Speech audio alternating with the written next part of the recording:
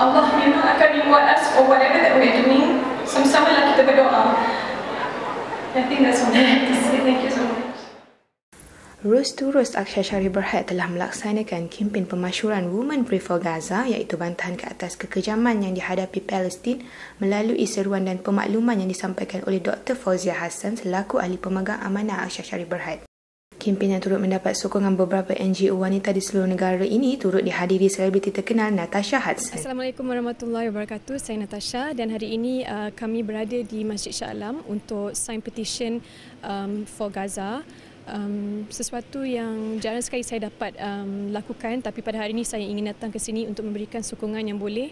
Setelah sekian lama saya melihat apa yang sedang terjadi, I get all the live updates di Facebook, Instagram, di TV, tragedi yang melanda kepada Gaza ini dan juga di Syria. It's something yang memang kita sendiri as a human being tak tahan ataupun macam it's something that you cannot control your feelings. So for me, it's like what I can do to tell the public atau share dengan pihak umum masyarakat adalah hanya untuk meminta anda semua memberikan doa anda, memberikan donation that you can, because sekarang ni we still need the funds to help all the people, and we know that di border itu sekarang itself mereka ditahan, tapi they have all the things that they want to actually provide for the people in Gaza. So kita tahu benda macam ni kadang-kadang dia boleh habis macam itu sahaja. So we still need continuously to help people in Gaza, because esok lusa kita tak tahu apa yang akan jadi pada kita.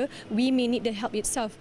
Who knows, if Gaza wins victory, Malaysia might actually end up in that kind of situation. So for now, kita sebagai orang Islam, sama-samalah kita lakukan terbaik daripada hati kita, seikhlas yang boleh. Lakukanlah yang terbaik untuk masa-masa di Gaza hari ini. Dan with social media itself, we all know that semua orang punya Twitter, Facebook, Instagram, blog. Saya nak berkongsi dengan kawan-kawan saya di sana ataupun yang sedang menonton sekarang, please use these tools carefully, wisely, and also use it as good as you can to spread the news, because this is no time for us. Sekarang kita berada dalam medan perang yang sangat serius, di mana seperti apa yang kita tahu, pihak Zionis ingin totally destroy the Muslims in Gaza, and this is not something that can happen, because for a small territory like that is the most populated place with the amount of 1 million people, dan kita tak nak kalau boleh after this happens mereka akan attack pula Masjid Al-Aqsa. Saya tidak mendapat impian untuk ke Al-Aqsa sebab pada hari ini sekarang kita tahu pihak Zionis juga is taking over something so precious to us, so dear to us. So please berilah doa anda sebanyak yang boleh, dan please keep on donating and sign the petition. Thank you so much. Rose to Rose juga telah mengambil inisiatif dengan membina 2 buah pusat komuniti wanita di Gaza, Palestin. 2013, Rose to Rose telah berjaya mendirikan 2 pusat community center di Gaza dan sekarang telah pun beroperasi sepenuhnya. Dengan berkumpulnya wanita di sini, wanita Women Pray for Gaza hari ini, marilah kita sama-sama memberi sumbangan ikhlas, kerana setiap nilai sumbangan dan sokongan kita itu amat berharga artinya pada mereka.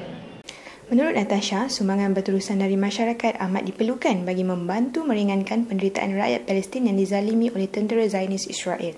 Pengunjung yang hadir turut diberi peluang menyatakan sokongan kepada kempen ini dengan menandatangani petisyen bantahan yang disediakan oleh pihak Akshar Sharif. Sebagaimana kita tahu, Gaza yang dikepung ini sebelum peperangan pun perubatan dan ubat-ubatan pun telah menjadi dalam tahap yang minima. Apatah lagi apabila terjadinya pengeboman ini, sudah tentulah keperluannya akan berganda-ganda dengan banyaknya mangsa-mangsa yang cedera oleh pengeboman. Oleh itu, kami Akshar Sharif telah membeli 1 trak lori perubatan, ubat-ubatan yang berharga USD RM60,000. Dan juga sebagaimana kita lihat dalam gambar-gambar di TV, pengeboman ini bukan hanya kepada rumah-rumah awam, tetapi juga hospital, klinik-klinik dan juga ambulan. Jadi keperluan ambulan amat kritikal di dalam Gaza. Alhamdulillah, Akshar Sharif telah membeli 4 ambulan yang sekarang ini yang berharga sebanyak USD $120,000 dan sekarang ini menunggu untuk masuk ke dalam Gaza. Sebagaimana kita tahu, pintu Rafah yang menyambungi Gaza dengan Mesir masih ditutup dan para doktor dan juga bekalan dan ambulan ini masih berada di Mesir menunggu kebenaran untuk masuk ke dalam.